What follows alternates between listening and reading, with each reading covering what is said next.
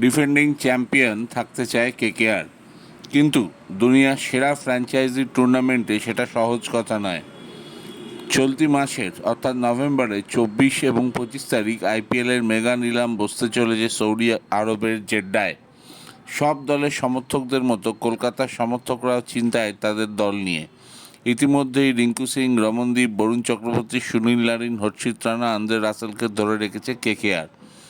শোনা যাচ্ছে বাংলার মোহাম্মদ শামি এবং শাহবাজ আহমেদকেও নিতে ইচ্ছুক শাহরুখ খানের দল, কারণ এরা দুজনেই ইডেন গার্ডেন্সে প্রচুর ম্যাচ খেলেছেন।